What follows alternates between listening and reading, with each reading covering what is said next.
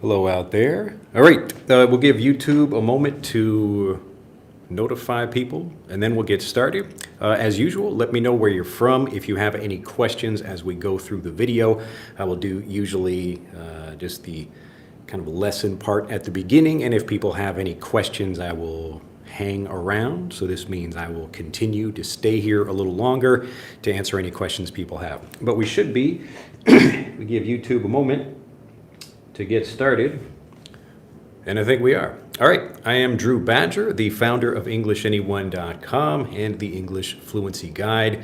Welcome to another live video on YouTube. Today I wanted to do something different because I often have people asking me how they can sound more natural when speaking, so I want to talk specifically about this problem.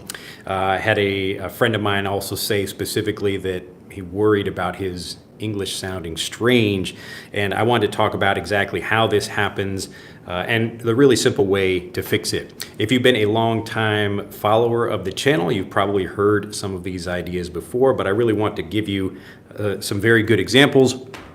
So I brought some friends today, I'm taking some of my kids' toys, and we're gonna have some fun with these. Look at this though. I found this alligator too. Look at that. It looks like a real alligator. The mouth even opens. Look at that. All right. So let's get right into the lesson. The basic idea here, if I can just draw, let's see, if this marker is working. Ooh, the black it's a good black today. Sometimes I get different markers. They get switched, and some are better than others. So the basic idea or the basic problem that people have, it comes from learning like what I've talked about before on the channel, which is basically ESL, which is learning English as a second language. And this creates a lot of problems that we're going to fix in this video, but I just wanted to explain why people, when they talk about sounding unnatural or feel like they don't express things correctly or they don't say the right thing and it just sounds awkward or strange, this is the reason. So if you begin with it's usually a translation, or it could be using English vocabulary through your native structure, like the way you think in your native language. So often when people are first learning a language, they begin with translations. So they try to say something exactly like they translate one thing into something else. Like how to say hello like they would begin with konnichiwa in Japanese and then say hello in English. So they they take something they already know. They basically begin in some way with their, we'll just put NL over here. Well, that's not really fitting. Let me move this over. So you begin with your NL, or your first language, your native language, and then you try to think about how I can say something in English. And again, this idea, it's coming from your native language, so it's number one, either a translation, or if your language skill is a little bit better, you will still be thinking through like your native, we'll just call it the native sentence structure. Or it's not really only sentence structure, but basically just ways of thinking and ways of speaking through your native language. So you get maybe a little bit faster at saying things in English, but you're still thinking or saying something the way you would say it through your native language. So native sentence structure, or like more like native sentence or idea structure. I don't want to make this a complicated video, but I really want people to understand why they have this problem. And often people ask, how do I speak without translating? And so this is going to explain that or give you the answer to that as well. But this is what's usually happening. So again, when you're just learning a language, usually people are learning it through their native language. So this is called English as a second language. You're learning English as a second language through that. So your native language is like a filter that's between you and the English that you're learning. All right, so you begin with a translation, like a word for word translation, how you say something in like hello in English, but you would translate that as konnichiwa or something in your native language. And then the native sentence structure, usually when your level is a bit higher, but you are still first thinking in English or thinking in your native language, and then thinking, how do you express something? And often this is where higher level people that they know a lot of English, but they still struggle with this idea about sentence structures, and they make things that sound a little bit awkward. All right. Now I'm beginning this video with a basic explanation of the problem, but let me give you some examples. So let's say like I want to talk about, I'm trying to explain something to you. You can tell me in the comments what I mean by this. So there is a sport. I'm talking about a sport right now. So this is my explanation of something. There is a sport where you have usually 5 players on one side and 5 players on the other side, and they play on a big court. It's called a court, like the floor where they play on, usually a wood floor. And then they bounce a ball. Like they bounce a ball and pass a ball to each other, and they try to throw that ball in a ring and get points that way.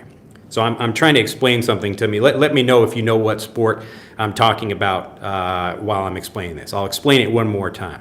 So there is a sport where you have 2 teams and maybe 5 players on one side, 5 players on the other side, and they bounce a ball and they pass that ball and try to put that ball into a ring. All right, Marie says basketball. All right, very good. Yes, that's what I'm talking about. Now, what I'm doing with this example is showing usually what I'm trying to give an English explanation or an English example, like for instead of using a translation. So you'll notice we begin with kind of a long explanation of what something is, because I can't really explain something. I don't know how to explain it, or I don't know the simple way to explain it. But the basic thing is, like, yes, just like playing basketball. So playing basketball. I think someone else said, we're talking about basketball. From the, what was that, Space Jam or something? Like the original Space Jam from Michael Jordan? I didn't see the new one with LeBron James. But anyway, so this is, I wanted to give an example of a native speaker doing this in English, because it's the same kind of thing. You don't know how to just explain something. This is the target. This is what you want to say, but you don't know how to express it simply. So you use a longer explanation or say something in a way that sounds a little bit awkward. Like if I'm explaining to you what basketball is, and I just want to say, like, yesterday I played basketball. Yesterday I played basketball. So that's the basic thing I want to say in English. Yesterday I played basketball, but I can't think of that because I'm probably thinking of a translation, or I don't know a natural way to express that. So I make a kind of long explanation that sounds a little bit awkward, and maybe it's correct. I mean, you understand what I'm saying. People understood I'm talking about basketball, but again, I'm just not expressing it naturally. So this is not, it's not really a problem of only translation. It's a basic problem of not seeing examples of how natives would say things naturally. All right. So if I told you in the same word or in the same way, like to build a house, but I never showed you how to build one. I just gave you some, like, here's some pieces of wood. Here's like a window and a door and some other things like that. But if I don't show you what a house looks like, I just give you all these materials and say, here you go, just please build a house for me. You really have no idea what that is. You might start to put things together. Maybe you would figure something out, but I don't know, maybe you put the door on the floor and you put a wall over here and a window, someplace else. And this is the same kind of thing that happens, and the reason it happens is because you're not getting good examples of how something is in English. So the basic idea here, like, people are often thinking about how do I think in English, or how do I stop translating? And you don't really do it, you don't really like stop translating or stop having native sentence structures. It's just more, you have to replace those with a new way of thinking. And that means seeing examples of how natives do things. So another good example of this, this just happened to me today as I was coming here to record this video. I was on a tram here in Nagasaki and I just thought this was very interesting because it's a perfect example of this, but it was a poster on a tram. I was just sitting there looking at, the regular advertisements that you see there on Japanese buses and trains and things like that. Just like in the US. Oh no, that was a sneeze, but I stopped myself. And so I saw this picture and it was for, I'm not going to draw the whole thing, but it was basically for like a Japanese picture studio. So like a photography studio. And you could come take pictures over there. And I saw some Japanese that was just really interesting to me. And the Japanese was omoide o shashin ni. And I thought, oh wow, that's such an interesting, that's so perfect and so Japanese and so simple. And the basic explanation here, or the translation I would give you is like, put your memory into a picture, or turn your memory into a picture, or make your memory a picture, or like capture your memory, something like that. So you'll notice here I'm giving you a few different ways to express the same situation, and that's the core of what we're talking about. But this poster gave me an example of like how we're going to express something. So the shashin, we're talking about shashin like a picture of something, like a photograph. That's a different kanji. But this example here, I have a situation, so I understand what's happening. I'm not trying to think about anything in English. I just see a situation here. The situation is a poster for photography. So there are some pictures of little cute kids over here, and they have some traditional Japanese, like lovely outfits on, and so it was just like omoide o shashini, and I thought, oh wow, that's so simple. It's like, if you want to translate it word for word, it would be memory to picture. That's basically what it means. But the kind of deeper idea is just like turn your memory or save your memory as a picture kind of thing. But it was a very elegant way that if you asked me in the morning, how would I say that? I would probably give like a longer explanation. So it would be probably correct. I'd be like, like Shichigo-san no shashin o totte nanka. Like I would try to like explain something so it was like for a specific event, like children turn 3 or 5 or 7 years old. Anyway, it was just a perfect example of exactly how you need to be learning the language if you want to speak the language naturally. So what are the two things we have here that you need? Number one, we have the situation. So the situation is a poster, in this case, a poster for some kids taking a picture like for like a special occasion. So it could be a graduation or a new baby, or somebody turns 10 years old, something like that. But it was the situation and a very simple explanation in Japanese that was very, very short, very natural, very kind of the natural way people might say that, especially you have maybe not much space on an ad. But this is one example of that, all right? So we have a situation, and the next thing over here, number 2, we have a way of expressing something, all right? So I'm just trying to make this clear, giving you a few different ways to understand this, because that is really the essence, or the most important part, the foundation, the key, the secret, if you will, to understanding things and using them the same way a native does. So what we have here, again, number 1, a situation, and number 2, we have usually what natives are doing is hearing different ways of expressing the same situation. All right. Now, in this example, we just get one because it's just an advertisement and they're trying to be clear. They don't need to tell Japanese people 10 different ways to say something, but they could. All right. All right. I'm going to give you one more example, and then I'll give you a bunch of examples in English that you can help me with that will get you understanding this idea and thinking and speaking more naturally. All right. So this is one more example of this. Another example from Japan. And I like to use these, especially I don't have like so many Japanese people watching these videos. There are a few, but it's nice because if you don't know Japanese, the examples are a lot more interesting for you. In Japan, and especially maybe women might not know this, but men often, like, we go into the men's toilet, and we have something called a urinal. A urinal. So men, you know, we can stand up and like pee on this little, it's basically like a box. Maybe women, I'm sure women know what this is. They've seen it before, you know, but basically it's like, instead of using a sit-down toilet like that, you can stand up so you don't have to take time and sit down. This is why men are much faster in the bathroom, because we don't have to, like, you know, we can go into the toilet, and women typically have like a longer line for the toilet.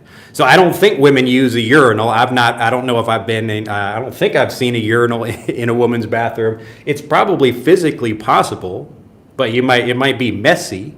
I don't know. I'm not going to speak for women. But the point here is the name of this thing is a urinal, okay? And on a urinal, you're standing there. In Japan, like many of the urinals I have seen, they have automatic flush. Automatic flush. So I'll just write this here, make sure we can, it's not necessary to remember this, but, so automatic flush. So that just means even if no one is here, the toilet will flush automatically, or the toilet will flush after you're finished. So maybe there's some kind of little sensor or something, So a sensor that can tell if there's a person there, or if the person is finished, or sometimes just to flush some water and, you know, make sure, whatever, just to keep it clean. So this is the situation, all right? I'm just giving you lots of information to help you understand, but the basic idea is, in men's bathrooms, we have things called urinals, and in Japan, I have seen on top of these urinals little notices. So it's just a little written note that says, sometimes even if a person is not here, the toilet will flush. So that's the basic idea. So even if a person is not here, the toilet will flush. Now, we have the understanding of the situation. So remember, that's the first thing we have. We're not trying to think about a translation or try to understand any grammar structures or anything. We really, it's even like before language. We just kind of see something and we understand what's happening. It's a toilet, there's a note on here, and if we can read the note, we understand what the point is. But the basic idea is, I'll just write this in English here. Let's say one example is, even if no one is here, the toilet flushes automatically. So even if no one is here, the toilet flushes automatically. So there is a little note like this on the top of the urinal just telling you that. Now, I don't know if it's necessary to have that, but here's the interesting part. The interesting part is, on different toilets in different places, like different urinals I have seen, it's a similar message, but the wording is different. It's not exactly the same. Like one place might say, even if no one is here, the toilet flushes automatically. That's like an English way you could say it. Or another way you could say this is, this toilet flushes automatically. This toilet flushes automatically. And again, it's the same idea, but we could be expressing it in different ways. So when we're learning something here, we're learning without trying to use translations. The first thing we begin with is some kind of situation. And there are no words we need. We just look at it and we see what's happening. All right, I'm going to show you some more examples in English, but I wanted to just really make this idea clear about these two things that you need to develop natural speech. The first one is understanding things at the beginning from the situation, not from trying to think through your native language. All right, The typical thing people do, they will first think of an idea to say in their native language. And that's what gives you the sentence structures or makes you want to translate in your head before saying something. Okay? So the point is like, do I understand what's happening? Like I can read this and it's like, 人がいなくてもトイレが流す or whatever. Or 流れるね. So トイレ、人がいなくてもトイレが流れる. So in Japanese, like it would say something like that, or like 人がいない場でも, or something like that. Like it would say it in different ways. So I'm giving you some different ways that it might be written in Japanese. So the two things you discover about this, number one, we're looking at the situation. Number two, there are usually, pretty much almost always, multiple ways to say something. There really could be an infinite number of ways to say something. So what happens when natives are learning their language, just like you learned your native language, is there is a situation like, oh no, mom is angry. Mom is angry.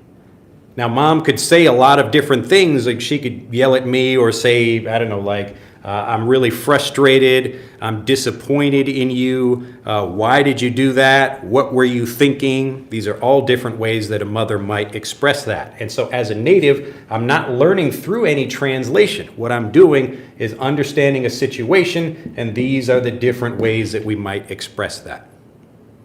I really want to make this clear because this is the secret. This is the way that you actually start thinking in English, because you're not really thinking in your native language. Right here, there's nothing to think about. You just see the situation. This is a marker. This is a marker, okay? Like I don't need to, I can see this even if I don't say anything. Like this, here is the situation. This is the marker. So some kind of activity or action or even just something like this. This is a marker. This is a marker. That is a marker. Notice how the situation changes. This is a marker. That is a marker. Okay? So you see, your brain understands, oh, the situation is a little bit different. So the vocabulary or the sentence, whatever, it changes as well. So I'm not trying to think about anything. I just look at the situation. And then as you get more examples of natives talking about that or describing that situation, that's how you start thinking and using those same sentence structures as well. All right. Now, before I get my little animal friends over here, we're going to talk about some more things, but I really want to make sure people understand the idea of this. So let me go back and take a look at comments, and then we'll get into the rest of the lesson here, actually giving you some examples of this. Usually I like to try to give examples first and then explain something afterwards, because I really want to help you understand that. But here I think it's easier if I just tell you kind of what the secret is or what the story is before you see examples, because it'll be much easier for you to understand them that way. All right, let's go back and check comments. Looks like we got quite a few of them. Saeed, nice to see you there. Hello again. And Saim and George is there. Let's see, Orlando and Power Grass, that's an interesting name. And Nehomar says, what's the most important thing when we are learning a new language, grammar or conversations? Well, it's not like grammar or conversations. And most people, you're not going to be having conversations when you're starting to learn a new language. You just want to understand the language, which is what we'll talk about in this video, actually. But conversations come from your ability to make connections. And this teaches you how to make these connections. So if you think your English sounds weird or strange or whatever, the reason is because you're usually starting from either an actual translation, like a word-for-word translation, or if your level is a little bit higher, then you're still thinking about like the sentence order that you would use, or something like it would sound a little bit more like your native language, but you're using English words. So it's a slightly more advanced version of a translation, but that's the basic idea. All right, let's see. And Isael from Brazil, and Boris says hello. And Tom again, nice to see you there. I'm late today. No, you're all right. And Betty, look at that, talking about basketball. And let's see. True law. And Anelia says, hello, thanks. You are so right. Okay, I think you understand what I'm talking about. And Tom says, I left a review For Frederick, yes, we appreciate that. If you, we did see that and we left you a reply, I think. But if you have any questions about that, let us know. And for anyone else who's interested in improving their pronunciation and understanding English this way, exactly how I'm describing it in this video, click on the link in the description below this video to get Frederick. It'll teach you English in this same way. Bridget says, hello, and Nelmer says, I'm from Venezuela. What is the best method to learn another language according to your experience? I can talk a little bit more about that as I go through, but I want to focus on this idea because this idea is like the foundation of learning any language. And it's a pretty simple thing once you understand it. But the basic idea is to understand everything in the language you're learning. And as you remove doubt, you start speaking more fluently. So you begin a language by understanding things. You see a situation. You hear how natives might express that, which gives you confidence. You feel more certain about how you'll say something, and then you speak. That's the basic idea. So if we can remove any doubt you have about using English, then you will speak much more confidently and fluently. All right, let's see. Since what is the best strategy to learn English for the language for beginners? Yeah, Nehomar, just get Frederick. Click on the link in the description below this video. But also I will show you exactly what I'm talking about. Eunice, nice to see you again. Hello, hello. I'm happy to be on time to join Drew's live stream. I'm excited to listen to Drew's fruitful lectures as always. It's my pleasure. Glad to help and glad to have you here. And Victor says, hola, soy de Quiche, Guatemala. All right, coming from Guatemala, and Tom again says, one, the situation, the way of expressing something. Yes, so we'll come back and I'll explain this idea. I will repeat it, but say it in slightly different ways, the same way I do most of my videos. But yes, the point is to understand something, you begin with a situation that really requires no words, and then you just see how natives express that. That's the idea. And it's the same way you would learn to do anything else. Asma says, hi everyone. And Tiago says, I'm Tiago from interior of Sao Paulo. How long have you been teaching English? Over 20 years. 20 years. And Tom was asking about the urinal. You can ask some women about that. Bogdan says, hello. Eunice, I got it. Yeah, men can't stand and pee, and women, well, men can stand up and pee and women can't. Yeah. So it's pretty simple. Maybe women also take more time in the bathroom anyway, but the urinal is part of our secret to being faster about that. So in Portuguese, the same word, a urinal. So I like learning this way to flush. Let's see here. Estudos de concurso. Good morning, Teacher Drew. Let's see, and Keitoshi said something there. Let's see. Yep, what is the meaning of flushes? So that's a good question. So if you understand what flush is, like when you flush the toilet, to flush means to clear something out, usually with water. So we're going to put button or toilet and to flush something out, to flush. So that's one meaning of that.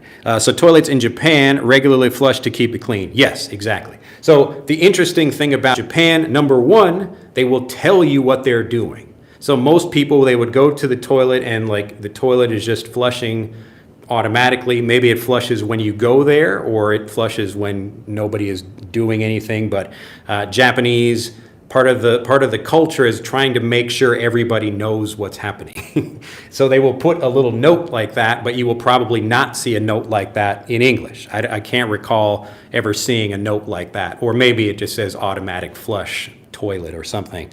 But typically, like a Japanese thing, it will actually be a little sticker, like a long kind of note that's like, even if people are not here, the toilet will flush. It's just making that clear for everyone.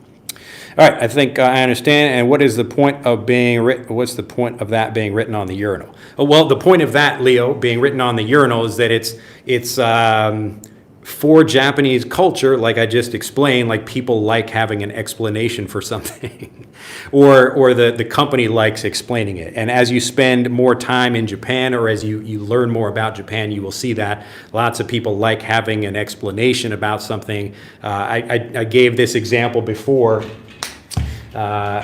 This is a meme that I found about Japan that I just thought was very funny. But it was a comparison of America, China, and Japan. I'll just tell it to you again very quickly. So we had the American flag up here, and Chinese flag over here, and then we had a Japanese flag down here. And the question was, like 1 + 1 equals, like, well, it's just a question mark here. So 1 + 1 equals. So the American version was 1, or excuse me, 2. Before I get the math wrong here. So the answer is 1 + 1 equals 2. That's how an American would answer this question.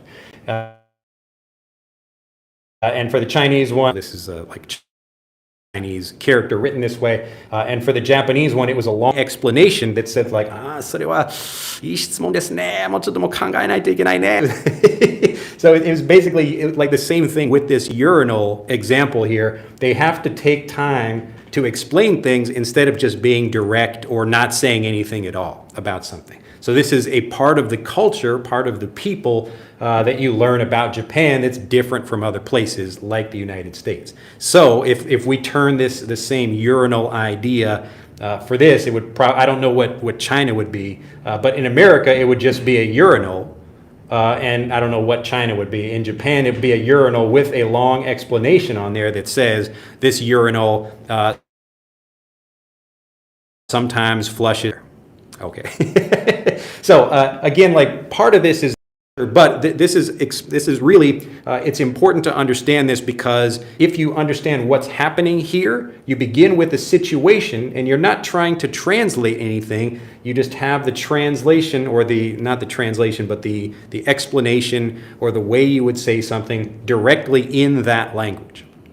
So in the Japanese, I look at the toilet, the note up there, it's written in Japanese, like, 人がいなくても、トイレが流れることがありますね. So it just says, like, even if a person is not there, the toilet will flush.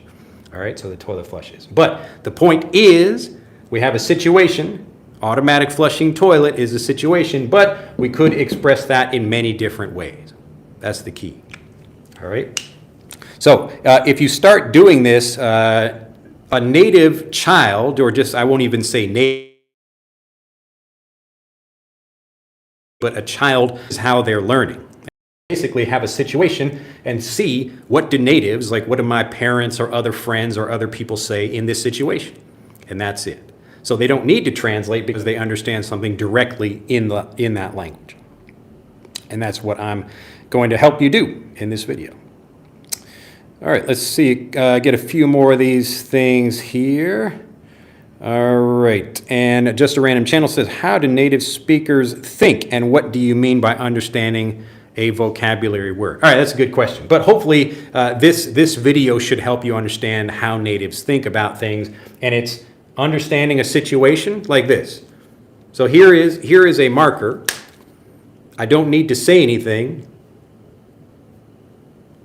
Everyone can see like like there is a thing here, and we call it a marker, all right? But even before I say anything, here is the situation.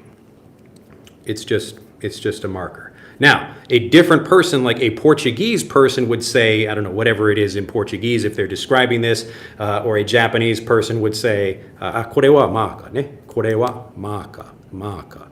And an English speaker might say, this is a marker. Or they might say, I have a marker. All right, the situation is maybe slightly different, but you can understand we begin with something, and then we're just hearing different ways that different natives would say something. That's it. And so when you start thinking more this way, as I'll show you with our little animal friends, look at this. I'm excited to use my alligator over here. I don't really use like an alligator much. So, he's coming to get you. Look at that. All right. I think we're almost done with these, though. Let's see here. And a sawil, if I'm pronouncing that. How to be mother language. This is it, what I'm talking about in this video. Renan says, Brazilian here. Good evening, guys. And Kato says, let's see, the point is we first have an image of the specific situation, then describe it in English.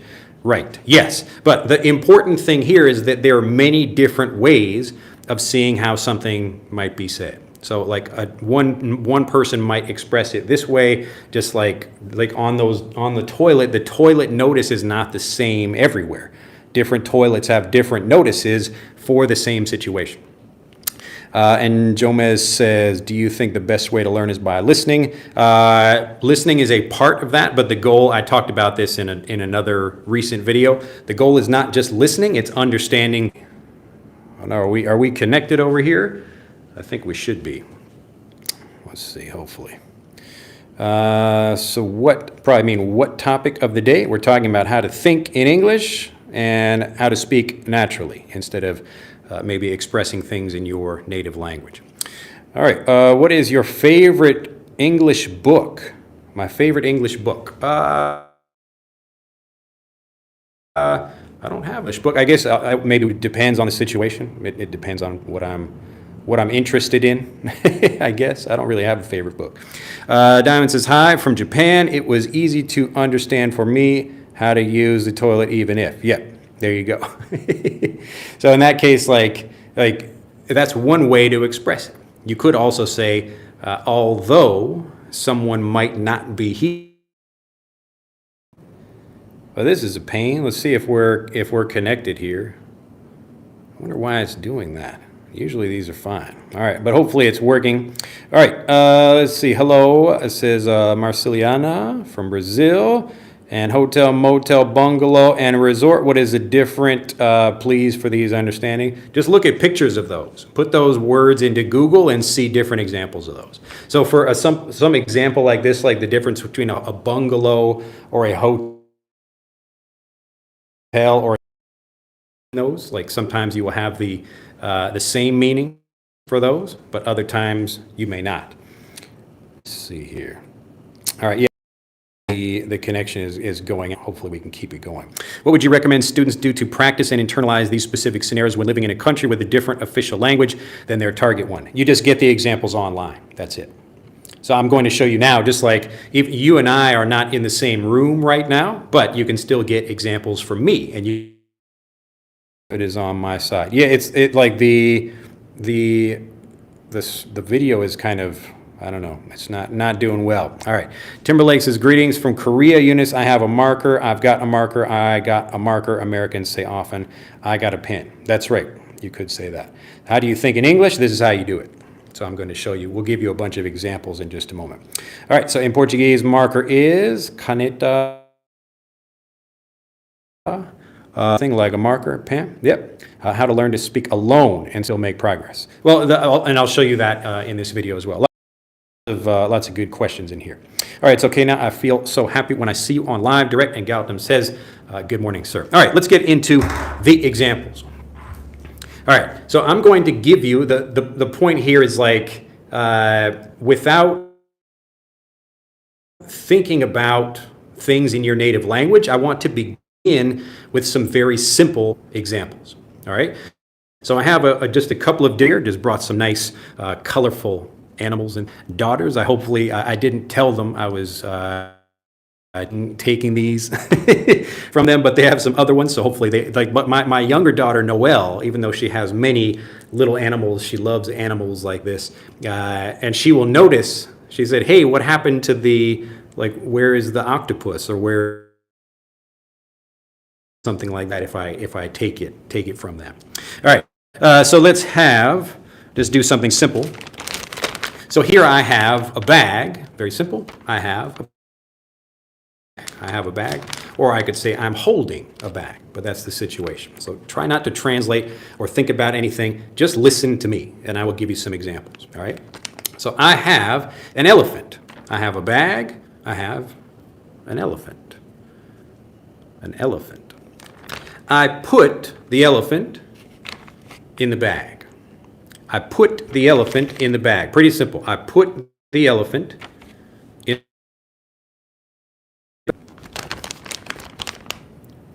So I have an elephant here. I put the elephant into the bag, or I put the elephant in the bag.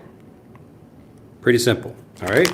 So there are different ways I could describe this same situation. Now, I drop the elephant in the bag. I drop the elephant in the bag. I drop the elephant I drop the elephant into the bag. All right, different ways I could express this. Now here we have the bag. I put the elephant on the bag. I put the elephant on the bag, or I place the elephant on the bag. So right now, you should be just, without thinking about translating anything, the example should be clear so that you can hear my different ways of expressing this, and it's basically the same situation. So I take the elephant and put the elephant on the bag. Now, I could throw, for video should work better if it records it. Oh, wow. Look at that. I don't know what that, why we're getting such a strange thing from that. Maybe we'll just have to try this again later. But here we have to throw the elephant in the bag, like that. Throw it in. This is an ant. The ant. Yes, I can see the video is lagging over here. I don't know why that's happening. But so the ant, I throw the ant into the bag, or I place the alligator in the bag. I place the alligator in the bag. This is a starfish. Starfish. So I place the starfish in the bag. So if I take all those out, so now I want to take them out of the bag. I take them out. So I take out the alligator. I take out the elephant. Or I put in starfish. So if I'm throwing something, I might throw it faster, or here's a slightly different one. This is to toss. Toss, like that. So I'll write that here for you. So I could throw. So I could throw something, or more gently, to toss. To toss it. All right? Pretty simple. So when I'm looking at something like this, as you get more examples of something, it's the same situation, but you're seeing slightly different ways of expressing it. All right? So remember, when natives get this, like a native, like a child's mother might say, wash your hands, and then their father would say, wash your hands, and like a teacher or somebody else would say, wash your hands, but it's the same thing for everything. We'll just have to record this again another time. We'll have to try again, maybe part 2 for this video. But I'll get through a few more examples and then answer any questions people have. So the basic idea, here we have a situation. Now I'll see if you can answer this for me. So here's the situation. How would you describe this? What's going on? If we can have part 2, maybe we will need part 2. We'll see. What's going on? All right, Leo says bite. Very good. That's one way to talk about it. What's another way? To bite something. Maybe the alligator is eating the starfish. So if you show this to some English-speaking children, they might express it in different ways. They would say, "Oh, the alligator is eating the starfish." Or the alligator is biting the starfish. Or the alligator is holding the starfish. Or the starfish, maybe the starfish is trying to escape from the alligator. So here's the starfish trying to escape, and the alligator is coming after it, like that. All right? So if we have these different examples here, the point is not to try to translate what's happening, but just see the example. All right, and I'm giving you some visual examples, but it works the same way for everything, even if you can't see something happening. So this is not about like only, okay, Drew, this is like an easy physical example,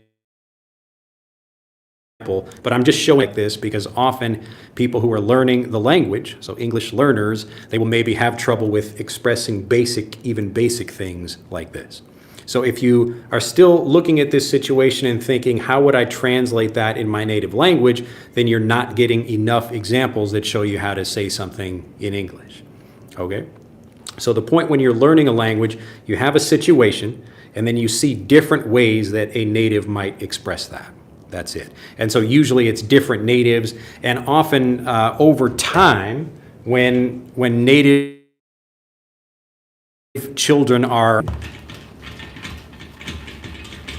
So when you learn new things in your native language, or a few days later they hear a third example of something. And what's happening here is they're developing fluency by erasing any doubt they have. But you'll notice something very interesting about this. If you could get, in this same period of time, if you could get the examples much faster, then you would get fluent faster.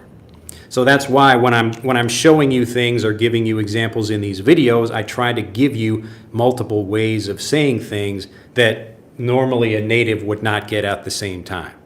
So a parent just says, wash your hands. Like wash your hands for dinner, or wash up for dinner, or get cleaned up for dinner. Wow, that's really weird how the video is doing that. I'm just noticing some of these weird things in the video. Yeah, I apologize for this. No idea why that's happening though. So maybe it will record better when the actual recording finishes, but we'll see. Anyway, so yeah, the point is, like, there's a situation of somebody washing their hands, and you could express this in different ways. And as you hear these different things, you really become much more confident, and you start understanding the different grammar structures or sentence structures or just ways of saying things. Let me go back to the beginning of the video, and hopefully this makes sense. So the two ways of learning: the English as a second language way, and the English as a first language way of learning. So when we have learning English as a second language, you usually get a translation or one way to say something.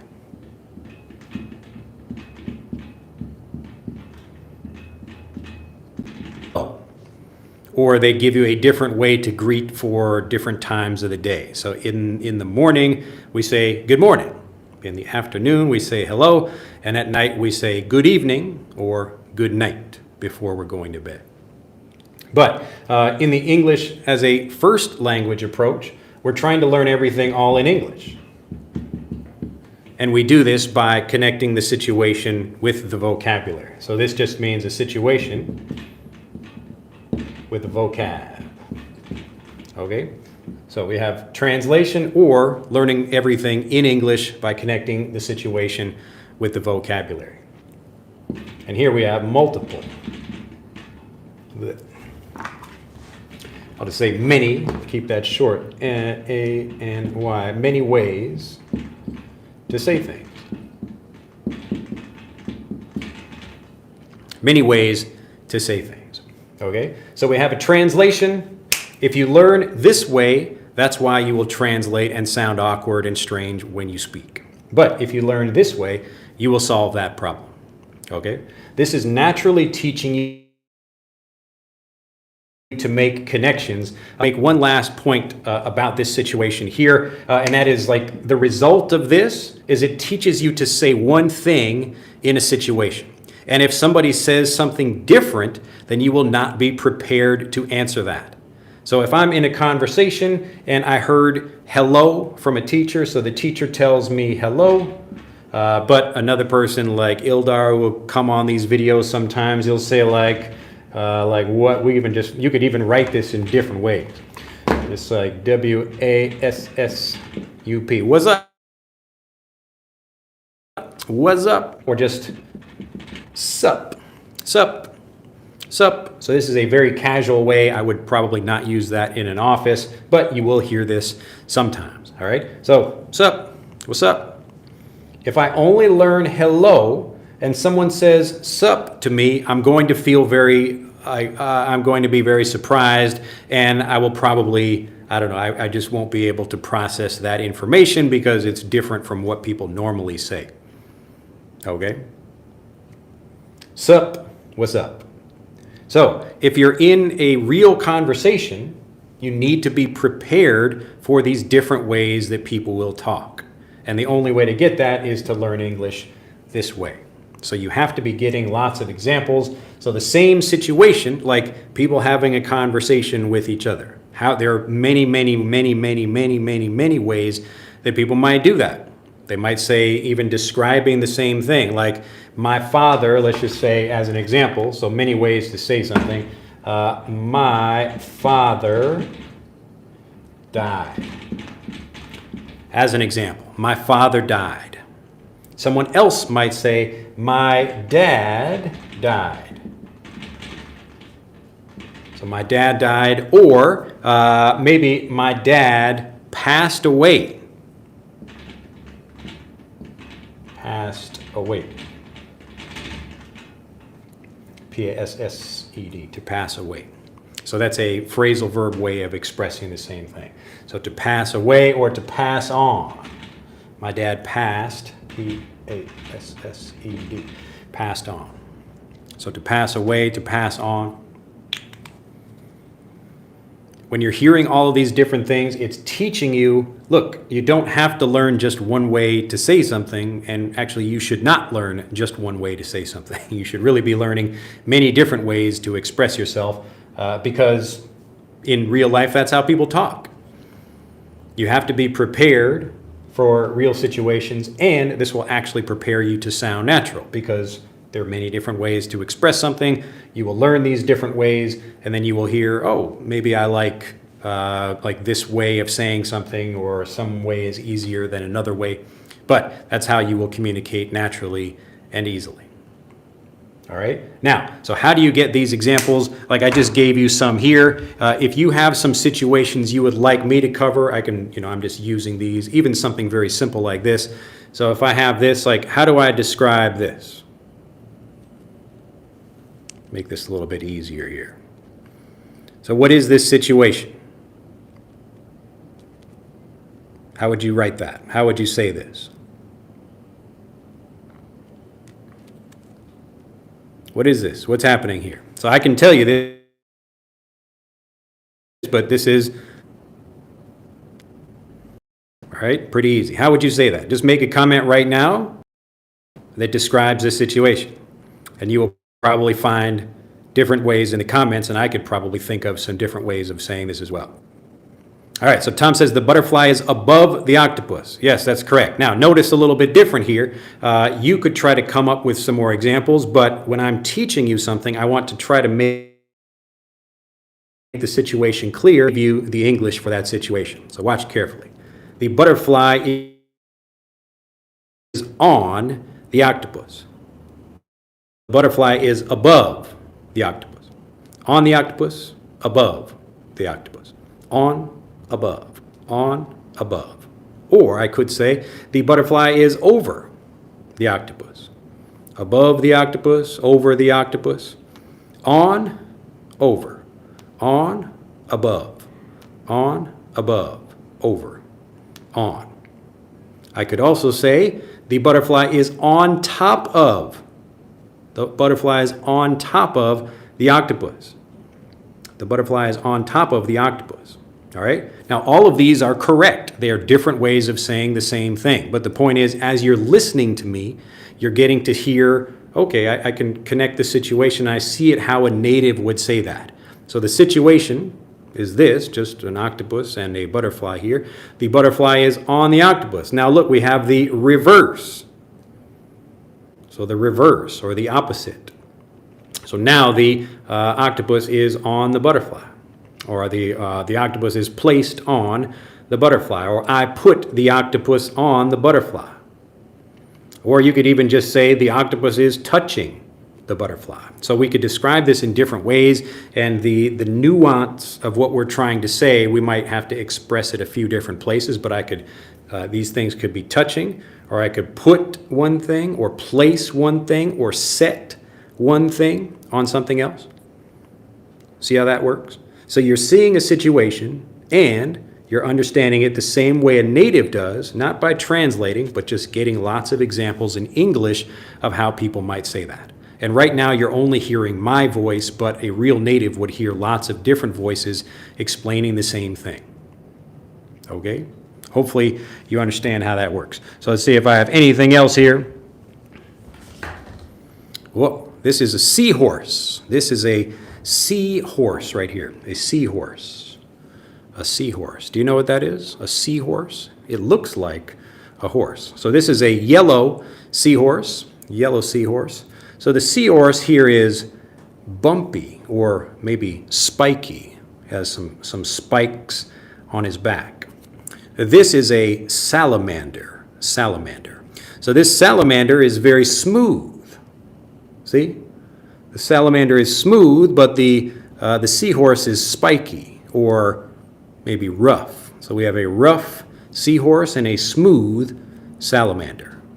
You see the difference? So the spiky seahorse and smooth salamander. Very smooth. All right? Pretty easy. Look at that. They both have a long tail. The salamander has a tail, and the seahorse has a long tail too.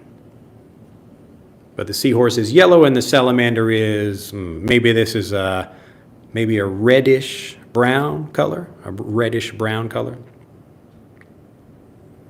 Okay? So even seeing simple, short examples like this, it starts helping you understand, oh, okay, this is how natives might express things. So here is an octopus. This is a red octopus. This octopus has 8 legs. This octopus has 8 legs. So this salamander has 4 legs. This octopus has 8 legs. You can count them 1, 2, 3, 4, 5, 6, 7, 8. So octopus, like the word oct, means 8. Oct. Like an octagon has 8 sides. 1, 2, 3, 4, 5, 6, 7, 8. An octagon. Octagon. So an octagon, also we use this for the stop sign in America. The stop sign is an octagon. An octagon. Even the month of October, so October, it should be 8. Octagon. Like an octagon or an October or an octopus, it should be the 8th month, but October is actually the 10th month because some other months were added. I think January and August were added, and that's why October is the 10th month now and not the 8th month, but it should be the 8th month, October. All right, everybody getting this over here? Yeah, so yes, a pentagon has 5, and look at that. How many legs does a seahorse have? How many legs does a seahorse have? A seahorse has no legs. So no legs, 8 legs, 4 legs. Pretty simple. Now, I know you might think like, oh, Drew, I understand all of this English. This is pretty easy, but people are still making the same basic mistakes when they speak because they actually don't get these same examples enough. They just don't get enough of them. That's the main problem I see when people are learning. So this is for the new guide that I'm working on for fluency, the strangest fluency secret. This is explaining this idea and that you just usually don't know English as well as you think you do. So Hiker Fan and other people here have some good additional ways to express these ideas.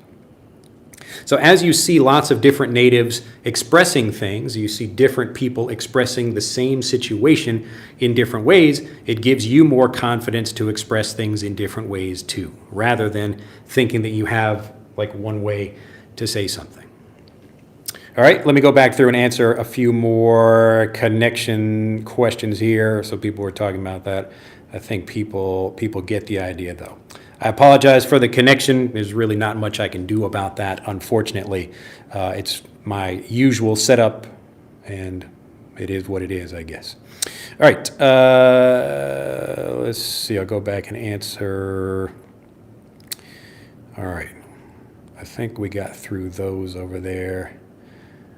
All right, and Fugofog says how to learn to speak alone and still make progress. So again, what you're learning from me in this video is that you see examples of how natives say things. And as you get enough examples, you become much more confident that you will say things correctly as well. So that's how you do it without having anyone to speak with. So you don't need to physically be with me to learn from this video, and you don't need to physically be with native speakers to learn with them either. You just need to get lots of examples from them. So as an example, let's say we have like a cooking show. So if you want to watch maybe some kind of cooking show where I'm cooking some delicious animals over here.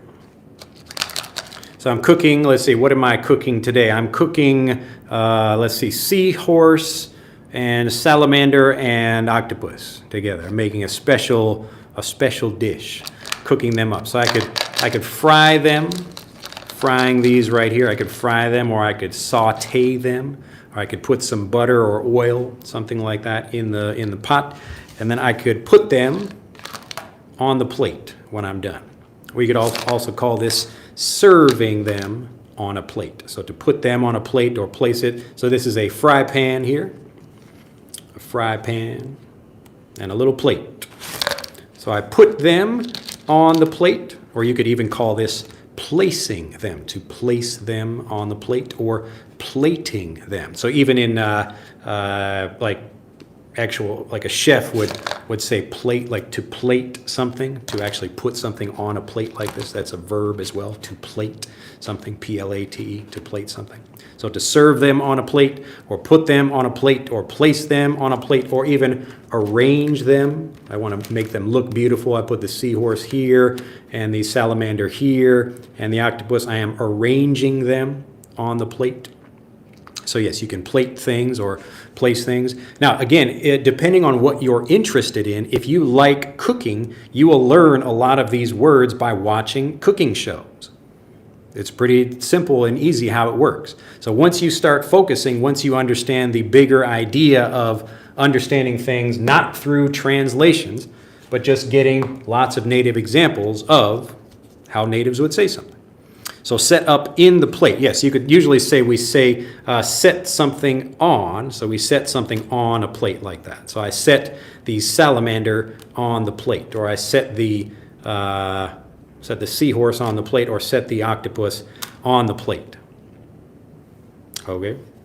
So to set things in a different way. If I say set up would be a little bit different thing. So setting up would usually mean I'm kind of building something or making something. Like if I set up, I don't know, some little like weird statue thing. Like I set something like this. Look at that. I set that up on the plate. So this is setting up something. There's usually some kind of building or creation, something like that. That's setting up. But there you go. They fell over. They fell over. So if I put something on the plate, here's the octopus, here's the salamander. I just set them on the plate. I'm just putting them on the plate. That's it. But there are different ways you can see that I'm expressing that same thing. I think people are getting that. Look at Cam. Sorry I'm late. It's okay. Don't worry about it. You can watch these videos anytime. All right. Let me go back and catch some of these other examples. All right. I don't know. Yeah, hopefully a nuclear bomb wasn't dropped, Eunice. Let's see here. All right, Lewis says, how long have you been? Oh, you guys are talking with each other, I guess. So butterfly is above the octopus. Very good, Tom. It seems that you have great evolution. Yes. So like you would say like evolution or great improvement, you were getting better. Bridget says, my dad kicked the bucket. So a butterfly is on an octopus. Yeah, that's it exactly, Tosha. Thanks for the explanation. Now I got it, teacher. So you would say, now I got it, or now I understand. Now I got it. The butterfly is placed on the octopus, or I place the butterfly, or a butterfly touches down on an octopus. Yep, that's another good way to express it.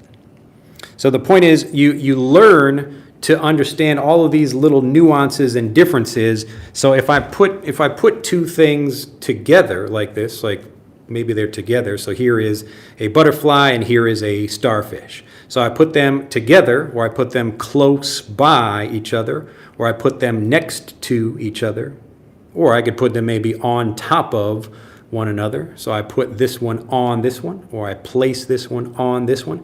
As you see the different examples, then you see how natives would really understand something, okay? But the interesting thing is, like I don't really think there's a classroom around here I could do this at. But if you're seeing a classroom example, which you could just find on YouTube of a group of young kids watching something and the teacher says, "What is this?"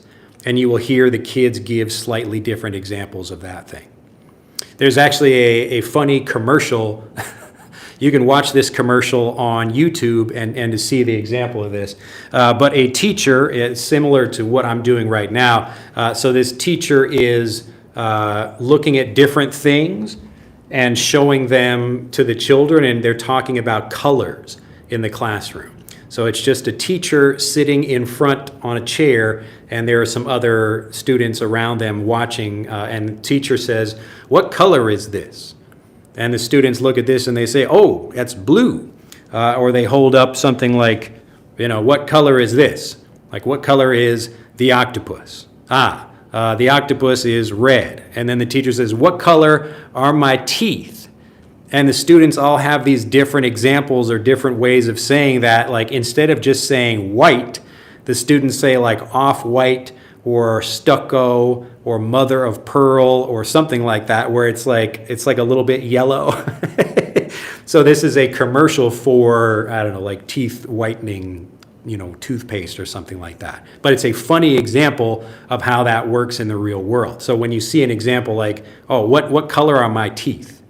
Like my teeth are the teacher is supposed to say, well, the correct answer, I guess, is just white. So the octopus is red. Maybe we could pick a different color, but the octopus is red. The butterfly is blue. The starfish is blue. What color are my teeth? Oh, my teeth are supposed to be white, but the children say stucco or mother of pearl or something like that. So it's actually a very clever commercial. But it's another good example of naturally varied review. How natives will say, they will describe the same situation in different ways. So that really gives you a lot of confidence to know, oh, there isn't just one thing I have to remember. There are actually many ways I could do this, and it will also teach me naturally different ways of describing something. So it will teach me those native sentence structures. And I'm giving you some very simple physical examples with objects like this because it's easy to see the difference. Look at that. So here, like the alligator, his mouth is closed, and now it's open. So the mouth is open, the mouth is closed. So maybe the alligator is yawning, or he's I don't know, stretching his mouth, something. Or maybe the alligator is chewing, something like that. Or munching something. That's another way you could talk about this kind of chewing like that, to munch on something. Munch. M-U-N-C-H, to munch. I'm munching on something. So a native might say, "What are you eating right now?" If I'm at home, I've got something in my mouth and I'm chewing, and one of my daughters will say, "What are you eating?" Or, "What are you chewing on?" Or, "What are you chewing?" Or, "What are you, what are you having right now?" So there are different ways that they could express the same thing. And natives have a very wide range that they could express things with. So if they can't think of one thing, they can easily say something else. Often learners, they only know one way to say something, so if they can't remember that, that's when they struggle. All right, but this naturally builds it's basically developing the habit of seeing how people are doing it so you can do the same thing. So if I see 100 people describe something, I'm going to feel very confident about describing it too. I would be able to anticipate, I would know what people are going to say before they speak. All right, so if I'm in a conversation, I can respond quickly because I know what the patterns are, and people generally have the same ways of speaking. Hello, how are you? How is it going? What are you doing today? How is the family? We might talk and kind of express these different things to each other. But as you see those different things, it's the variety, the diversity of those expressions or those responses that actually builds your fluency. Because remember, in a conversation, you need to be prepared for an unpredictable situation. In a classroom, the teacher will tell you something, and then you have to repeat that back to the teacher. But in the real world, you don't know what people are going to say. Each conversation is unique. Each conversation is completely different, and maybe somebody will express one thing or something else, so you don't know how people are going to respond. So you need to be prepared for real conversations in this way. All right, hopefully that makes sense. Let me go back and make sure I'm answering all of these questions over here. Wow, a lot of new vocabulary today. Yes, and so often people will, like learners will think, okay, I already know how to say like mouth open. I know how to say that, so I don't care. I'm not going to try to learn it differently or say something else. But what are some other ways we might say this? Even something simple like open. Open, closed. I could say open. I could say agape. Agape. A-G-A-P-E. This is a more advanced way of saying open. Like, look at that. So, like, we could even describe different amounts of being open. Watch carefully. So right now the mouth is closed. I open it slightly. It's slightly open. It's opening wider. Now it's really agape. It's wide open. That's as wide as it can go. All right? You could have like a gaping mouth. So when we have a gaping mouth, it's like really open wide like that. And if you don't learn situations like this, you won't understand them when natives are talking about that. You will just think, oh, open and close. I learned that in school. I know open and close. But natives, they get much more specific because they're getting to see all of these very specific details about things that most learners don't know. Okay? So the lesson here is that you should be paying more attention to the wide variety of what natives are doing. And you will do this naturally with the things you're interested in. So I just brought animals because people like animals in general, and I thought I could show some interesting things about, we could even describe this alligator in very interesting ways. I could describe this very detailed, or describe the feet. Like if you look at the feet, notice how there's a slight kind of connection between the toes. We call that webbing. So just like a spider web, I don't want to make sure that it's kind of, if it's clear enough, if you can see that, let's see. Maybe if I move out of the way. An alligator's foot, it's slight connections between the toes. These are webbed toes, like a web, like a spider web. So they're connected. And that allows the alligator to use his foot like a paddle. So here when I'm explaining things, I can talk about the tail of the alligator. So the tail of the alligator can move back and forth like this. Yeah, like webbing. So just like to have webbed feet, like a duck has webbed feet. Or a flipper when you're swimming. Look at that. And Leonardo understands the value of knowledge. Knowledge. Knowledge. Knowledge. I could take this one alligator and make a 3-hour lesson about anything I want. I could talk about an alligator cooking. I could describe the way the alligator might move, the way the body looks. I could describe, look at that, the rough back. Remember we talked about that before? So notice the difference here. See, the salamander is smooth, but the alligator is rough. So he's got some kind of spines or bumps or scales on the back that go up and down, up and down. But the salamander is actually quite smooth. It looks like if you look closely at the side of the salamander here, it looks like it's got a little bit of, it's kind of ribbed a little bit. So it's got these in and out spaces, ribbed. So the top is smooth, but the sides are maybe just a little bit rough. Okay? See the difference? So I'm giving you these examples, number one, to remind you that you probably don't know the language as well as you think you do. And if you learn the way I'm describing here, you will understand these things naturally. But notice you're learning this without saying anything. You don't need to speak to learn these things. You just need to see lots of examples of that. And it's the repetition through the variation that gets you fluent. So not just learning one way to say something and hearing that repeated, you get a lot of examples and hearing those things in different ways, and that's where you get fluent. Look at that. There goes Ildar right on time near the end of the video. And he's got a different way usually of saying hello each time.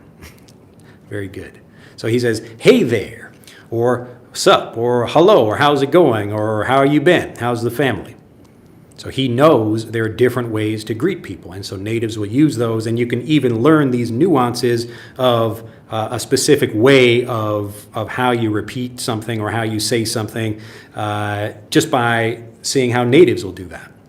And you understand, oh, in a more formal setting, someone might not say, what's up? But they might say, how have you been? How have you been? How is the family? So Japanese, as an example, is typically more formal than English, but we do have formal ways of speaking. And we have formal ways or casual ways, polite things. Yes, so Laura has webbed toes equals toes with membranes. Look at that. Yes, that's a good way to put that. So it could be a membrane, and even a membrane is like kind of like more like a skin, so it's a little bit different. Like we could think about it like a membrane, but usually an alligator, we wouldn't call that a membrane, because a membrane is really a very thin piece of skin, like the webbing on a bat. So a bat wing, we call that a membrane, but the webbing between the toes of a duck or the toes of an alligator, it's more like skin. All right, or more like something a little bit thicker. So a membrane is very thin like that. So that's a great word, but you'll notice as you get more specific, like with things like that, we could compare the different skin between the toes of a duck or an alligator or a bat or something like that, and we would learn that there are specific words for these things. Or even that we could describe them with different words. Membrane is like the vocabulary for that is like something very thin.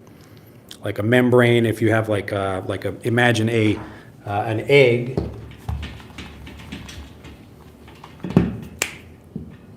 So inside an egg we have a baby chick. So the baby, I'm going to try to draw this. I don't know, this is supposed to be like a little developing, bird in here. And around that, like there's a very thin kind of layer of skin that is a membrane. So this is more of a membrane here, membrane. But if we're talking about an alligator foot, the webbing between the toes of an alligator like that, so like this kind of thing here, it's probably thicker than a membrane. All right. I think people are getting it though. All right, let me go through a couple more of these. Let's see. I think Tom asked before, like, is it a pan or a pot? So a pan is thinner and a pot is going to be thicker, like that. All right, and let's see. So Kay says, from your explanation, we can become fluent through enough experience of different situations and describe them in English, right? Yes, that's what I'm saying. So the process of developing fluency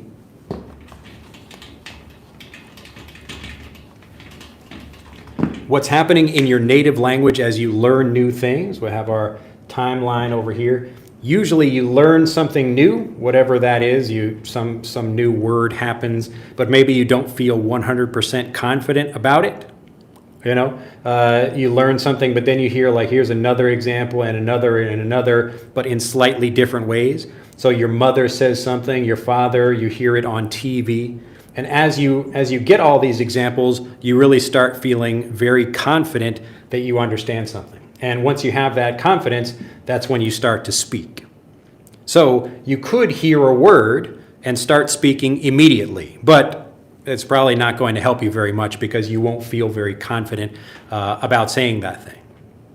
But usually what happens is like confidence increases and, oh, look at that. Now we cross the kind of confidence barrier here where you feel confident enough to speak. And now maybe you get even more improvement by using the word.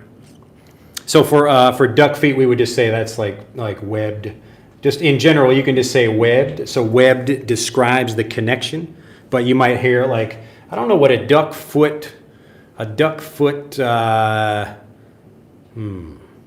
because it's different. Yeah, I mean, usually like a duck foot is it's like its own thing, a duck foot, rather than like a regular bird that might have non or unwebbed feet like that. So duck foot is like this, but we would just typically say webbed. Like ducks have webbed feet. Ducks have webbed feet, and maybe like an eagle or something like that would not. So a little bird like a pigeon does not have webbed feet because a pigeon doesn't swim.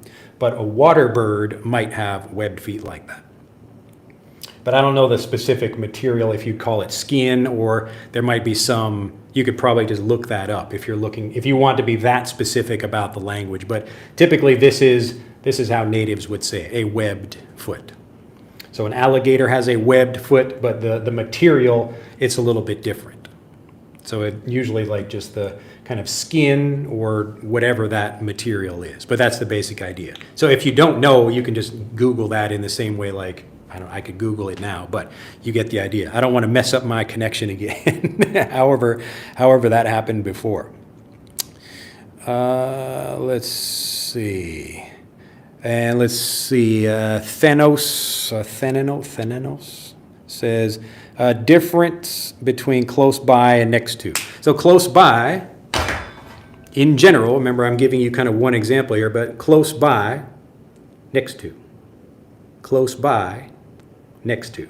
So typically next to is like, they're basically touching. All right?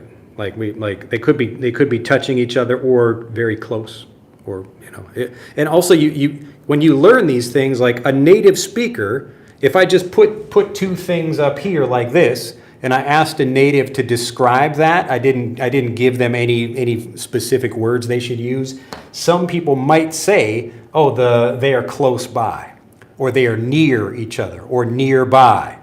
They probably wouldn't say touching because they're not actually touching each other, but you might hear near or next to. Somebody might say next to. Oh, look, like the now I'm forgetting what this is, a seahorse. So the seahorse is next to the butterfly.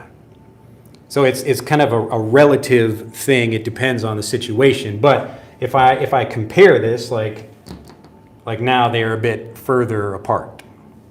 So now they are near each other. Same kind of thing. Yeah, so a membrane is a thinner tissue. So webbing is more like, like you could say a bat has webbing, but it's like we just call that specific material the membrane or the skin, but it's a much thinner and lighter material. But I think people get it. So and again, like if you just get one example of something, then you really think in your mind like, okay, like. This means it's like, look, there's 1 centimeter difference between these. They're 1 centimeter apart or 1 inch. So that's what we mean by next to or close by or something like that. But natives aren't really thinking about the language that way. So somebody might call this next to, or someone might say nearby or near or close. Even this, like they're pretty close to each other, but they're not touching.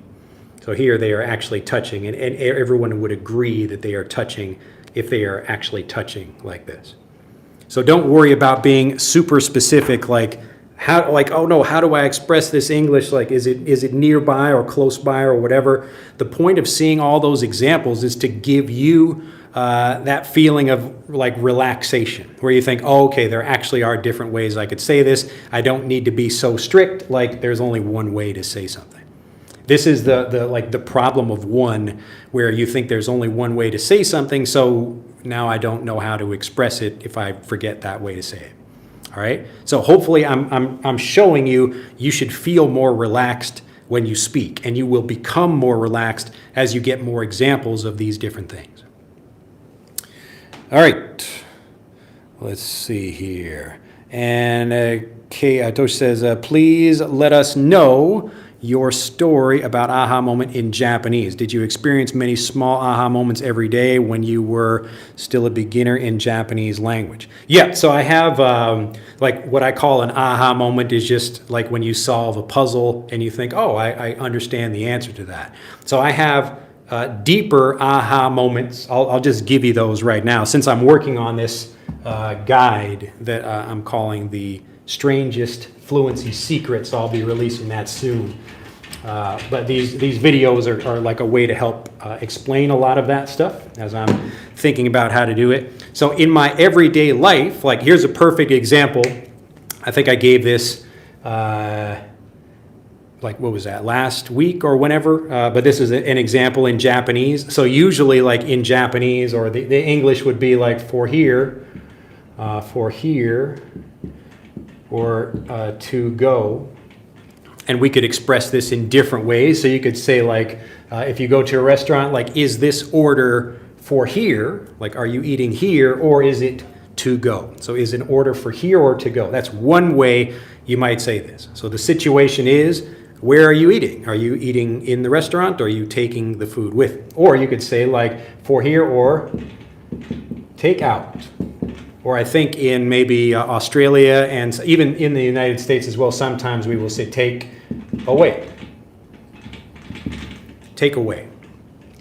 Or we could just say like dine in.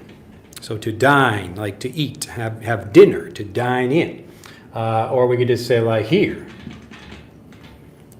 Not even for here, just like here or to go. Some natives will be very, very quick like that because we understand the situation. Oh, so I'm taking an order on the phone, or someone comes to the restaurant. Oh, is this for here or to go?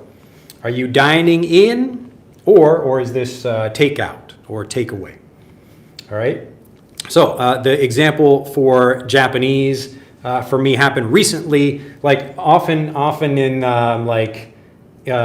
so the basic Japanese way you might say this is like tenna,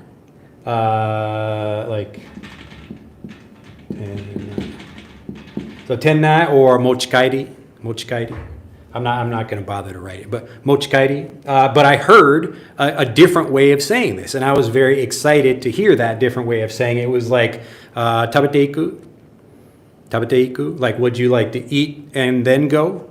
So I had not really heard this. Most places it's like mochikairi desu ka, like are you taking it home? Like tenna ka, like omeshiagari ka, like are you eating it here or are you going to take it away? So just in the same way, like English, there are different ways Japanese people express this same situation.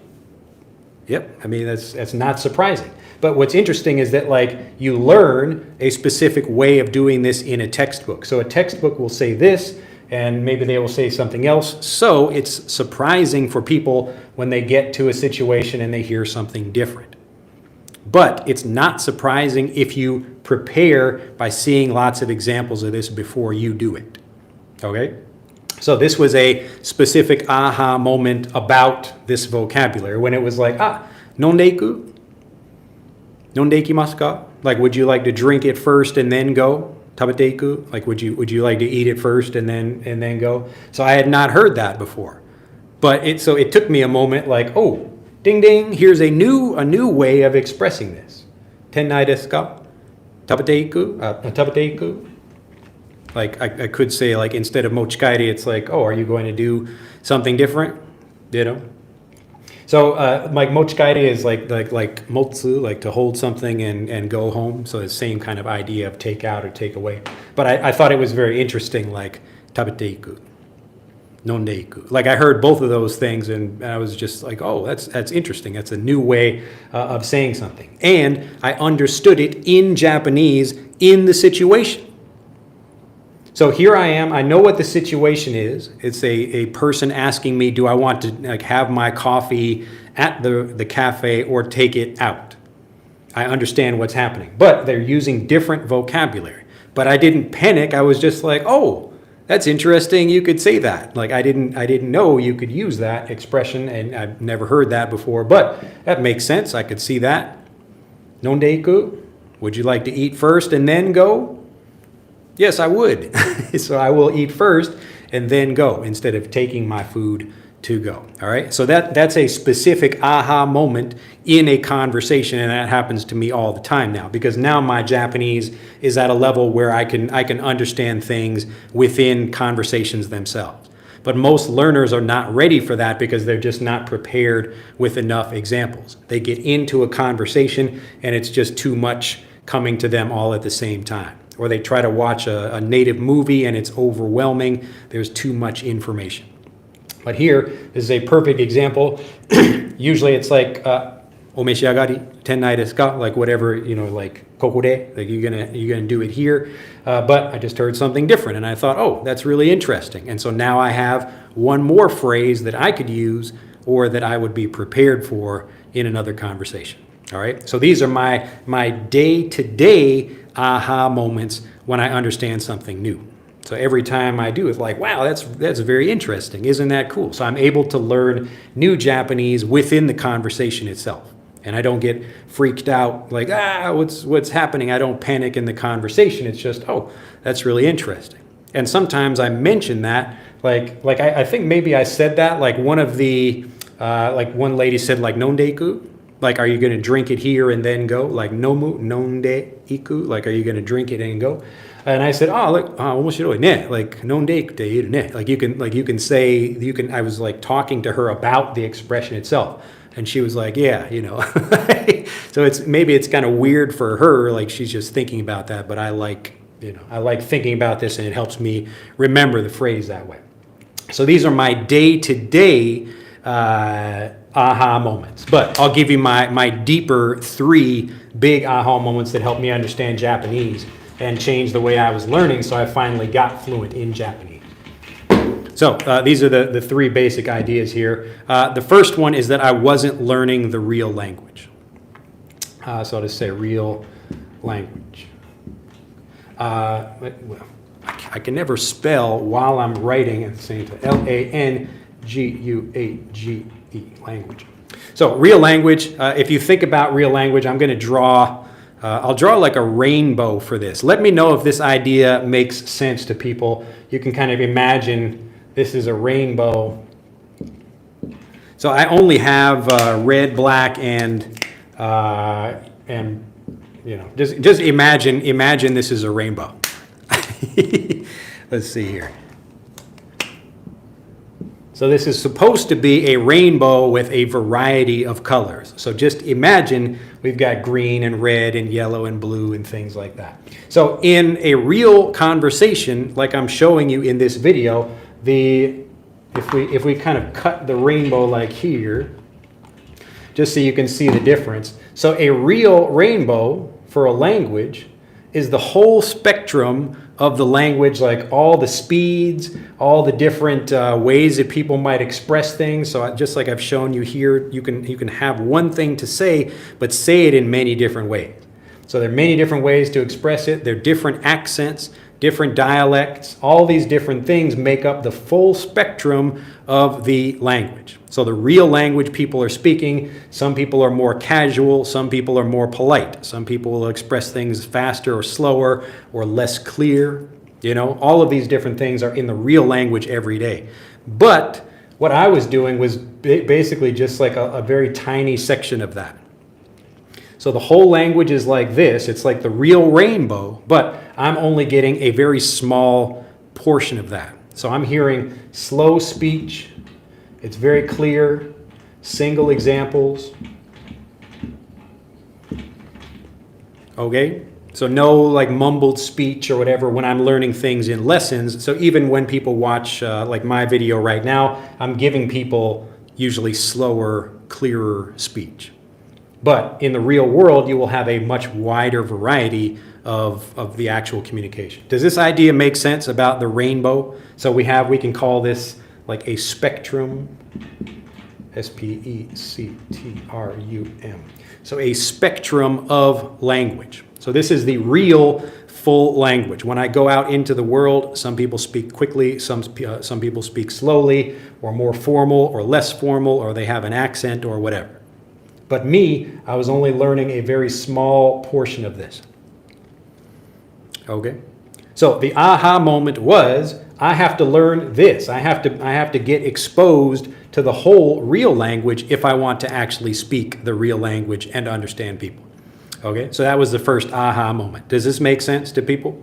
So it's a pretty simple idea. So I was basically learning a part of the language, but I needed to learn the real thing.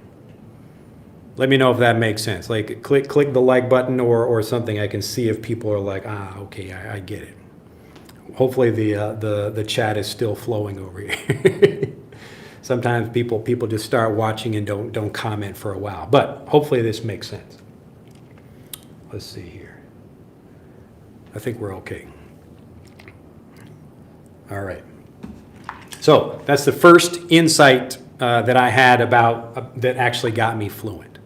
All right. I first needed to actually learn the real language, prepare for the full spectrum. It doesn't mean I need to know every word, but I need to be more prepared for actually how the language is, rather than only learning this very small part of it. All right. So that's number one.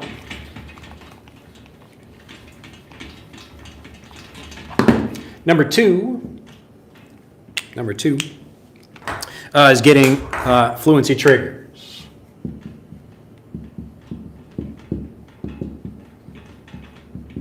So fluency triggers are what I've been giving you in this video, actually letting you understand English in English without needing to give you a translation.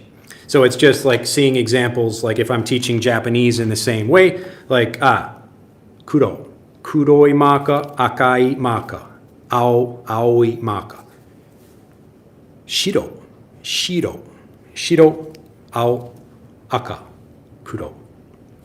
Shiro, shiro, ao, aoi, aoi, mo keshigomu kana? Keshigomu janai kedo ne. Nan te iu kana.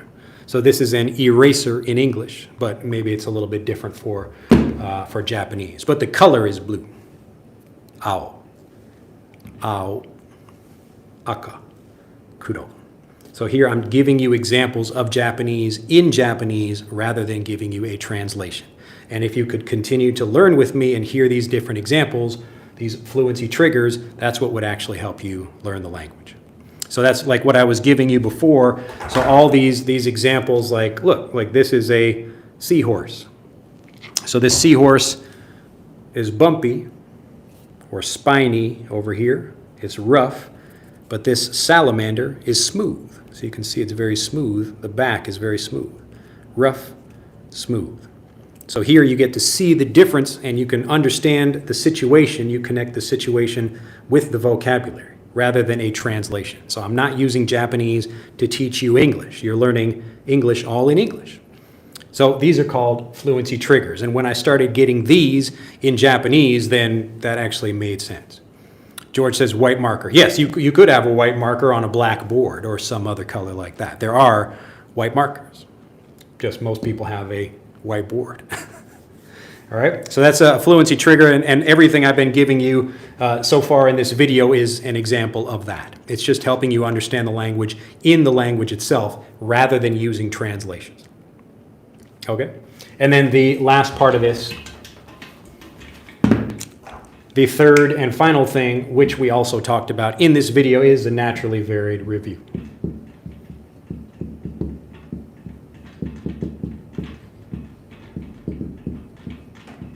Naturally varied review. So this just means if I give you one example of something in a textbook, like the elephant is on the salamander. The elephant is on the salamander. But I could also say the elephant is on top of the salamander.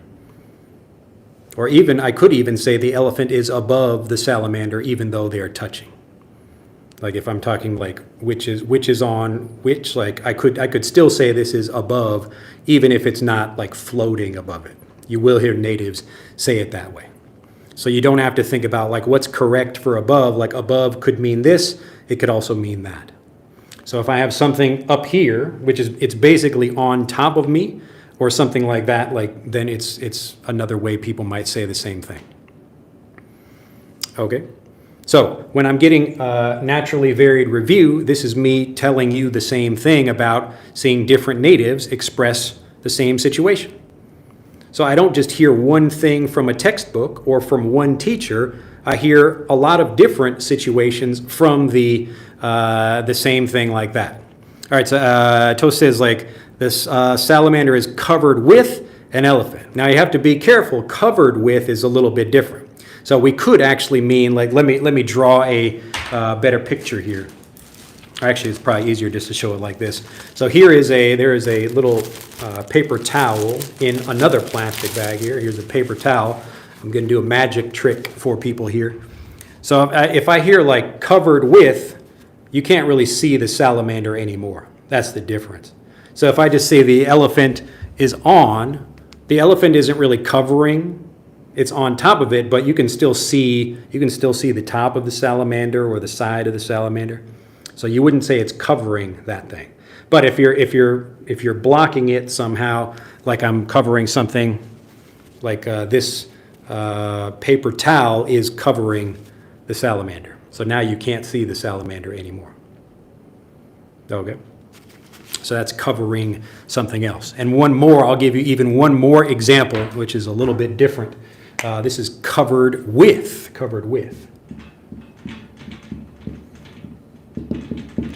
So covered with, you could mean like the whole thing, like here we have it's like the same color, like it's kind of covered with this. If maybe we take the salamander and we dip the salamander in paint, and now it's like covered with red. So it's like red all over. Normally this is a white salamander, but now it's red, it's covered with red. Or you could even say covered in red.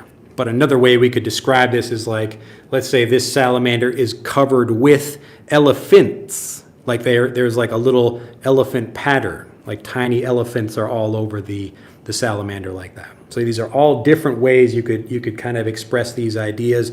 And as you hear them and compare them, you really become much more confident about how the language works. All right. So if I let's say I draw some dots on this, it's like covered with spots or covered in spots. I could say both of those things. Or even covered with elephants if I draw tiny elephants on top of the salamander. All right, so it's like spending time like this, getting lots of different examples. And this is easy to do in any kind of whatever the particular topic you're interested in. Like I like gardening, for example. And so you could see like the example, maybe we're talking about plants, and I could talk about planting flowers or growing flowers or cutting flowers or doing lots of different things like that. But if I watch 10 different short YouTube videos about growing flowers, what's going to happen? I'm going to know a lot about how to grow flowers and how to express those different things. So if you want to see another example of how this works with a specific topic, if you go to my YouTube channel and watch the espresso video. So it's a regular video, not a live video, but if you watch that video, it will explain like how to do like an example of this naturally varied review. So today in this video, I've been giving you examples of that like second and third aha moment. So the second one again is getting fluency triggers, meaning I'm making you feel more fluent by making the language clear. So I'm connecting the vocabulary with the situation so you understand it really well. All right, that's the first part of the language, making sure all of these little pieces of the language are understandable, like you know what the vocabulary is or the grammar or pronunciation or something. But that's not enough. We need to have the naturally varied review to prepare us for the unpredictability of conversations. So we don't know what's going to happen in conversations. So it's better to get lots of preparation before that happens. So that means I'm going to watch different people talking. Like I could watch, even for me learning Japanese, let's say I don't know, my wife is pregnant. We are going to have a baby, so I need to talk with the doctor about different things like having babies and stuff. I could watch a bunch of YouTube videos about Japanese parents talking about that or Japanese doctors talking about that. All of this information is already available. The only difficulty is that number one, it can be hard to find things like what content is good. And the other problem is there might be individual words and phrases that are just more difficult to understand because you don't have someone teaching it to you. So the value, what we do in Fluent for Life is we organize everything and make sure you understand it. So it's much faster to learn that way. So I mentioned before about how quickly you can understand the language. People will ask me how long it takes to get fluent. And what's really happening is it's not how much time, it's how quickly do you eliminate doubt. So if you are learning and you learn something, but you don't really understand the lesson. You only understood one thing, but you spent an hour to do that. So you took 1 hour and learned something, but you don't really feel very confident about it. Maybe you understand one thing that you feel like you could say. You would feel confident about that. Or if you could get lots of these moments where you really understand things very well, which is what I'm doing in these videos, you can watch like a 1 hour video and understand a lot and feel much more confident about using the language that way. Okay?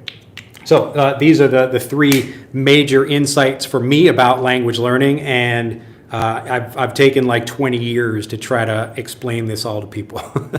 So I've been teaching the same way all this time, but these are the insights I had when I was like, it was more like a kind of natural thing for me that I understood, but it's taken me a long time to try to explain everything in a simple way to people, because fluency, it's actually a very simple process, but many people have been learning for a long time and not seeing results. So they're very frustrated, and if I say, oh, I can help you learn quickly, they're not going to believe me, unfortunately. So it's like if I told you, hey, I could teach you how to make $1,000 a day. You know, like if you hear that in a video on YouTube, you're going to think like, that doesn't sound right to me. Even if it's true, you probably won't believe it. So it's taken me a long time to try to explain these different things, but hopefully you see that the process is really simple. If you learn the real language and you understand it in English and you get lots of examples of how natives say things, then you will get fluent too. You will learn the language, you will understand things better, and then you will start speaking. So the goal is not to be learning things and then starting to say them immediately. It's just feel comfortable first. Get lots of examples, understand things, really know the vocabulary well, feel comfortable and confident, and then you speak. So this is the opposite approach of what most people do, where they learn something and then immediately try to say it, but they don't really feel very confident, and then they get disappointed and frustrated, and this process goes on for a long time. So that's why in my videos like this one, I'm taking a lot of time to express like these things in detail so people can understand them. So it's like, why, like maybe people know what a salamander is, but I'm taking time, like, look at that. We can look at this thing and actually describe it in detail, and that would teach you how to describe anything. So I could say, look at this, like, I mean, even looking at a salamander and an alligator, they're a little bit similar. I could say they have similar body types. Similar body types. So they both have heads and 4 legs and a long tail. They are low to the ground. So look at that, like their arms or their legs kind of come out to the side like that. They're lower to the ground rather than a person walking or a horse or something like that where their legs are under their body and they walk like that. So look at that, like the legs are on the side of the alligator, and over here the newt, or the salamander. So a salamander is usually on the land, and a newt is a similar kind of creature but lives more in the water. So I didn't bring a newt and a salamander, but hopefully you get the point. So I could take something like this, and if you spend some time just listening to people talk about things, whatever you are interested in, maybe you don't care about salamanders or alligators. Maybe that, whatever, that's fine. It doesn't matter what you're interested in. But my point is you can find information about anything you want, even right here on YouTube. Right now, this is the easiest time in the world to understand language because there are so many examples of it. But the problem is most people, they just watch like I gave that rainbow example before, they're watching YouTube English learning videos that aren't actually helping them build much fluency. So they might be learning some more vocabulary, but they think, well, why don't I feel more fluent in conversations? And it's usually because it's like that rainbow. It's a small bit of the real communication, so the real speeds or the real accents, other things like that natives actually use. So hopefully that makes sense. Let's see if did I use all of my, I think I used every animal. Look at that. Pretty good. All right, so we take time, and you can think about this for your level. So if you have maybe you can understand what I'm saying, but you still don't feel confident even with basic things, watch children's shows talking about like specific things, whatever that is. So you could watch a children's nature show about ants. Where's my ant? I thought I brought an ant over here. I had an ant before. Oh no, someone's going to find, oh, here it is. I thought someone's going to find an ant on the floor and think like, oh my goodness, look at that. It is a giant ant. So maybe, let's say you like ants. I could go on YouTube and just look for documentary about ants or show about ants. So people keeping ants as pets, or people, doing, whatever that thing is. But I could find information about that. All right.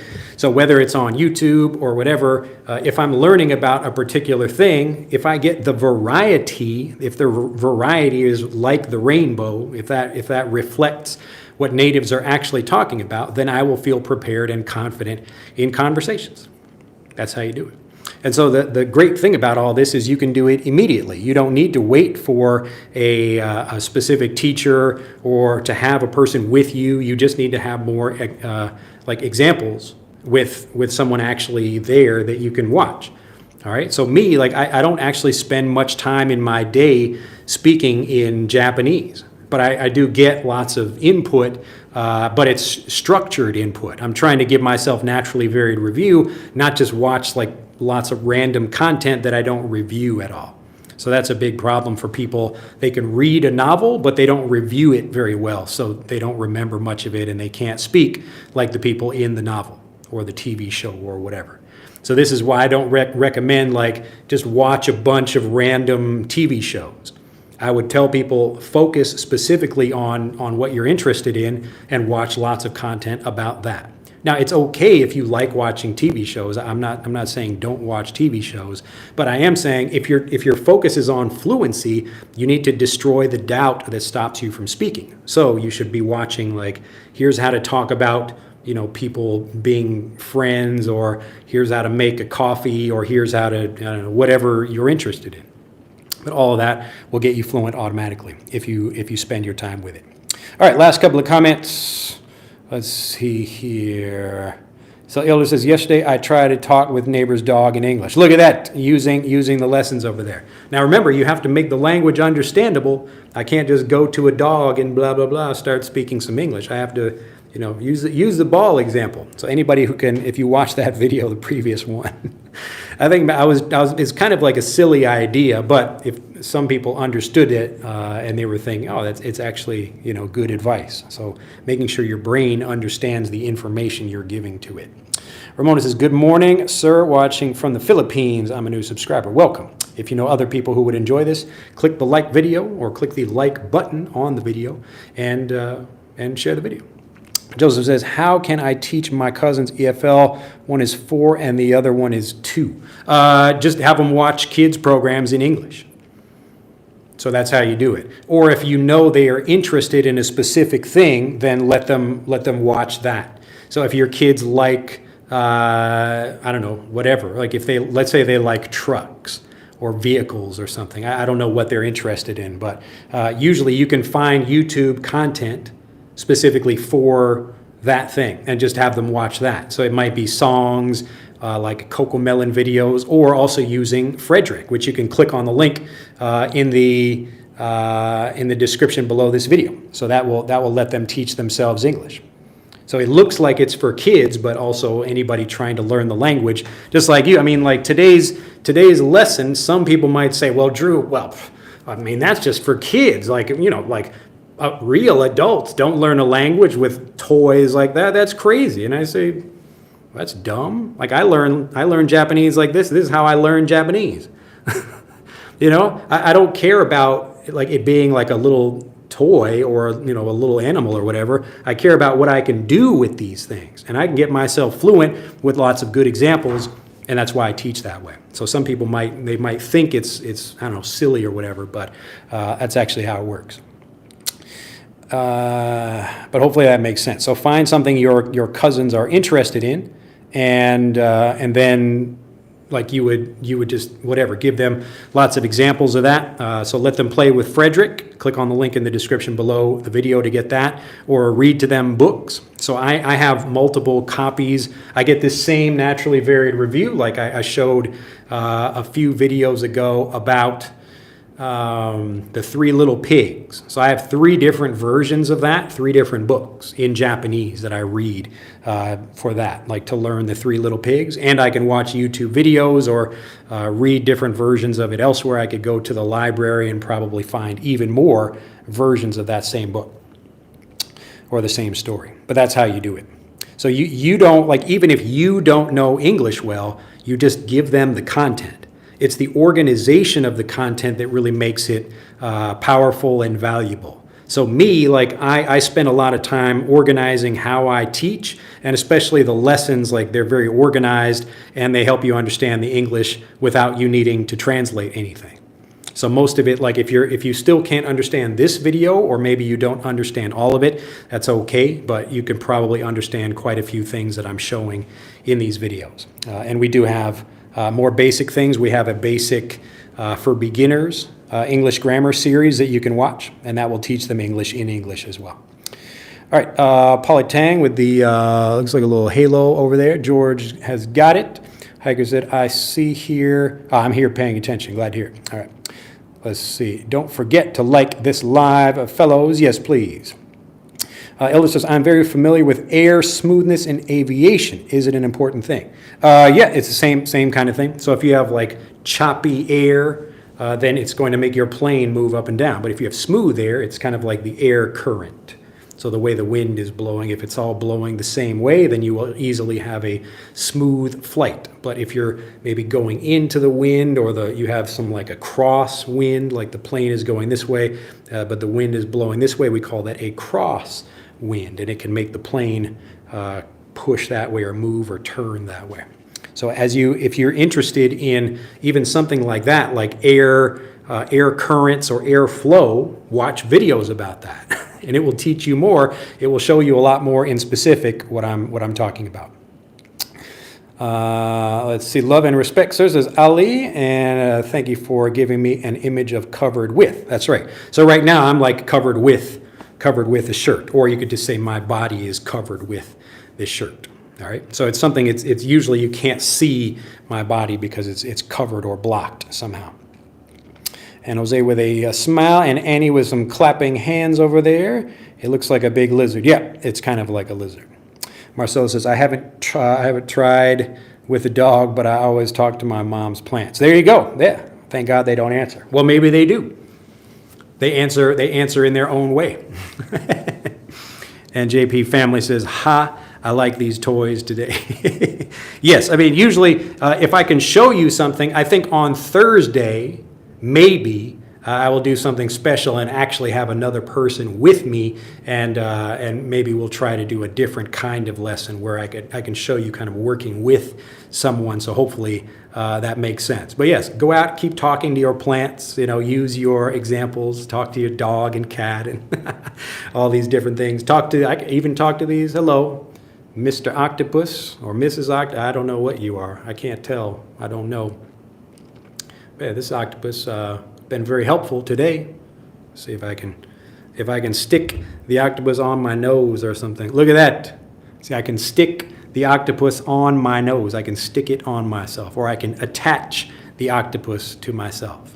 So yeah, I'm giving you a situation and different ways of expressing this. So now the octopus is attached to me, or even the octopus is holding me, or the octopus is stuck on me, or stuck on my nose, or I could put it on my ear or something like that. As you get more situations and you hear how natives express them, then you start learning how to connect these different things, and that's where you really start speaking very well.